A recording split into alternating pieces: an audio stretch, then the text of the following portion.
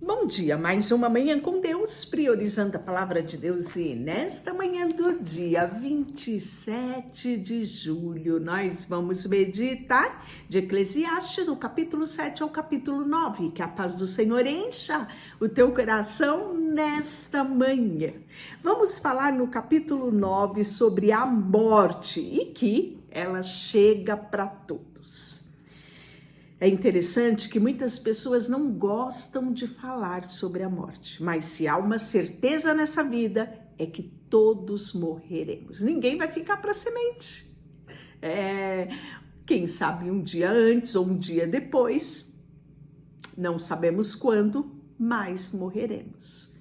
E nada melhor do que encararmos a morte como uma realidade que todos nós vamos passar.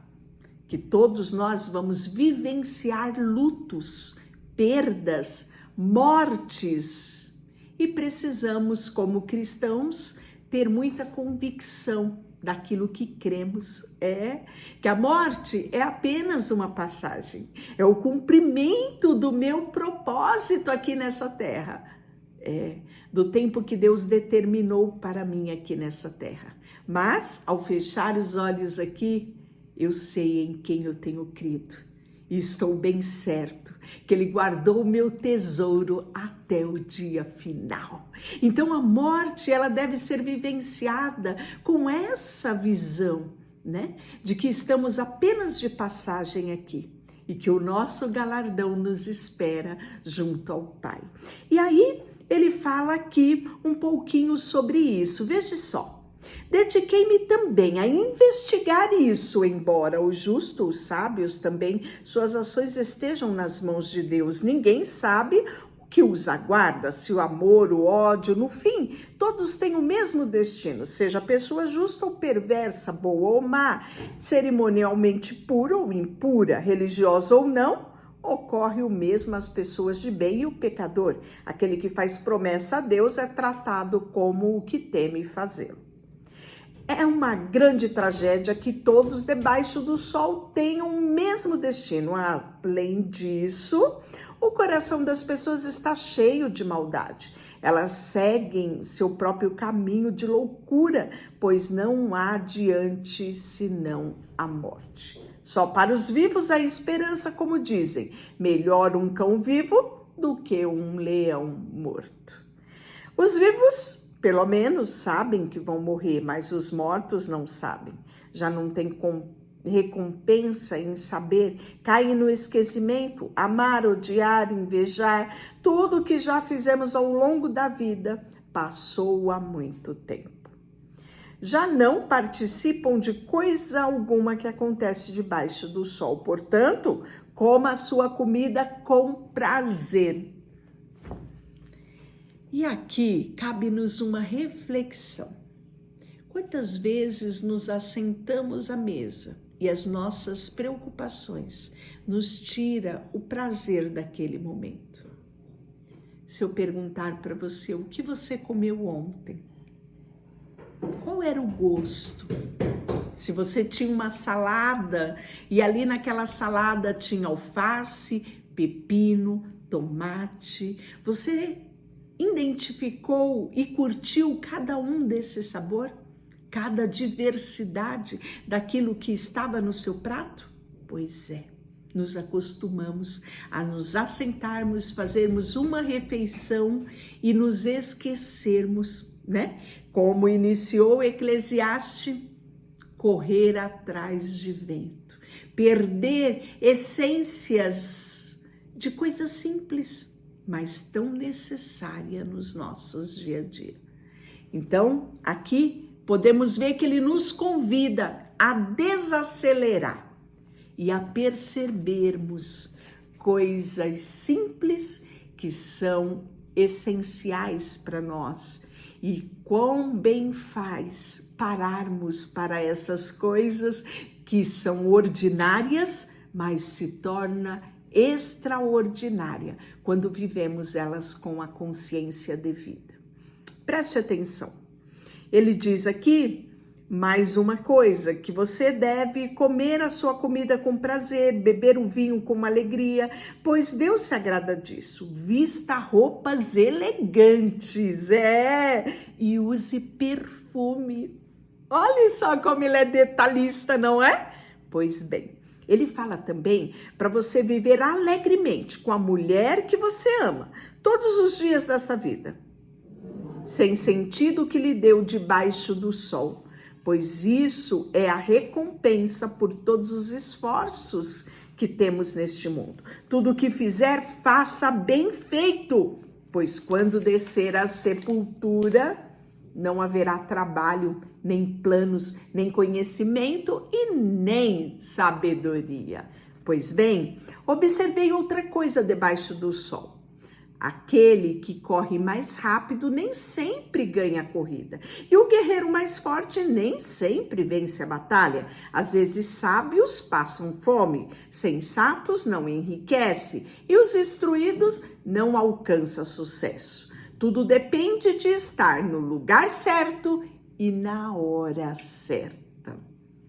E aí cabe-nos, um pedido diário. Senhor, nos dirija os passos. Não nos deixe perambular sem sentido nesta vida, mas dirija os nossos passos.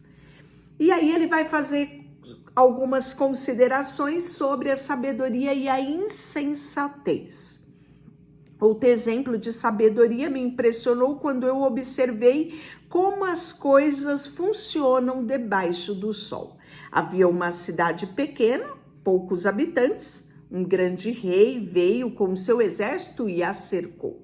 Um homem sábio, mas muito pobre, usou a sabedoria para salvar a cidade.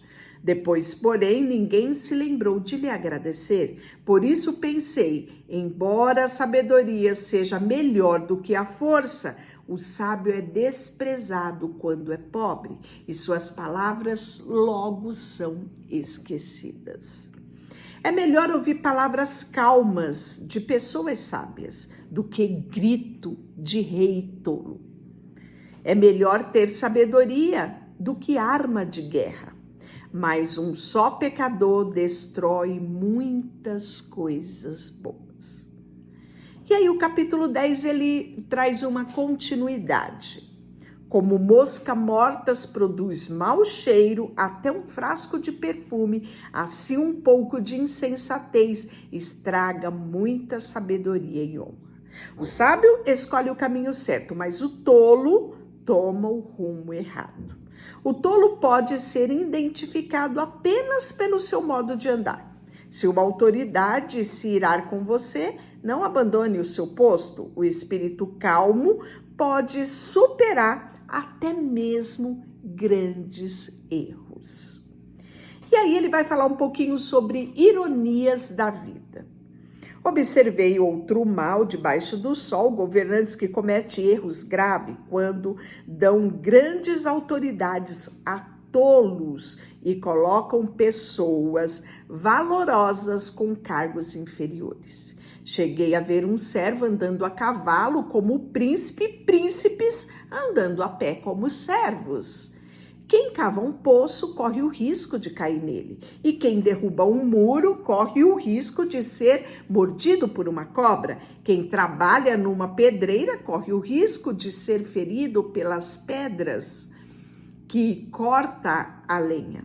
Corre perigo de cada golpe do machado. Trabalhe com um machado sem corte e exija muito mais do seu esforço. Portanto, afie a lâmina. Esse é o valor da sabedoria e ela o ajuda a ser bem-sucedido. Se a cobra morde antes de ser encantada, de que adianta ter encantadores de serpente?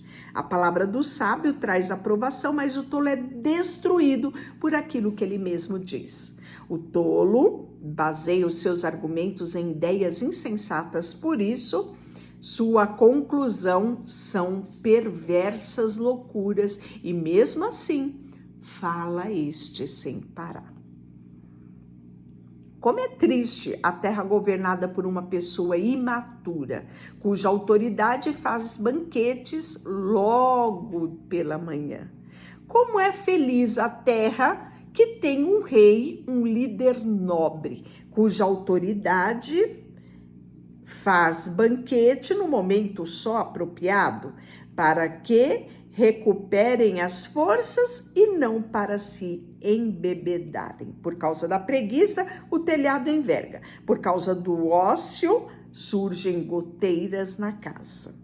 A festa proporciona riso, o vinho proporciona alegria e o dinheiro proporciona tudo. E aí, nunca faça pouco do rei, nem mesmo em pensamento. Não zombe dos poderosos, nem mesmo em um quarto, pois um passarinho poderá contar a eles tudo que você disse. E aí o 11 são as incertezas da vida. Então nós já falamos no início de Eclesiastes sobre a brevidade da vida. E agora ele vai falar sobre as incertezas, né? E eu comecei esse devocional hoje falando que a morte é a única certeza que temos na vida. Olha só, envie grãos de sua colheita mar afora, com o tempo isso lhe trará retorno. Invista seus recursos em vários lugares, pois desconheces os riscos que tem adiante. Quando as nuvens estão carregadas, vem chuva. Quando a árvore cai para o norte ou para o sul, ali permanece. O agricultor que espera as condições de tempo perfeita nunca vai semear. E ele fica observando cada nuvem e assim nunca colherá.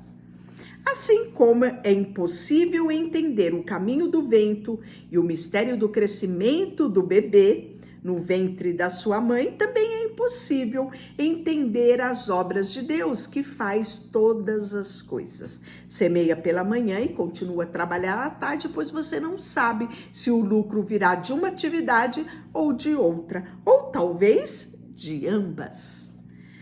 E aí, ele vai trazer conselho para jovens e idosos nesse último momento do capítulo 11. A luz é doce, como é bom ver o nascer de um novo dia. Se você chegar à velhice, desfrute cada dia de sua vida e lembre-se, porém, que haverá muitos dias sombrios. Nada do que ainda está por vir faz sentido. Jovem, alegre-se na sua juventude, aproveite cada momento, faça tudo o que desejar.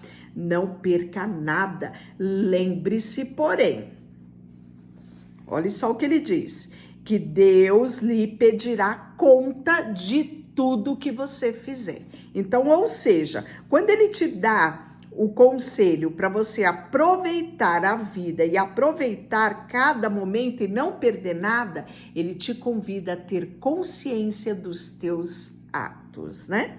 E aí ele fala, não se preocupe com coisa alguma e mantenha um corpo saudável. Lembre-se, porém, que a juventude e a vida inteira diante de você não faz sentido. Deixa eu orar por você, Senhor, nesta manhã. Colocamos diante de Ti o nosso coração, a nossa vida, tudo que temos e tudo que somos. Queremos colocar aos Teus pés e pedir sempre que o Senhor nos dirija os passos. Em nome de Jesus, amém. Deus te abençoe.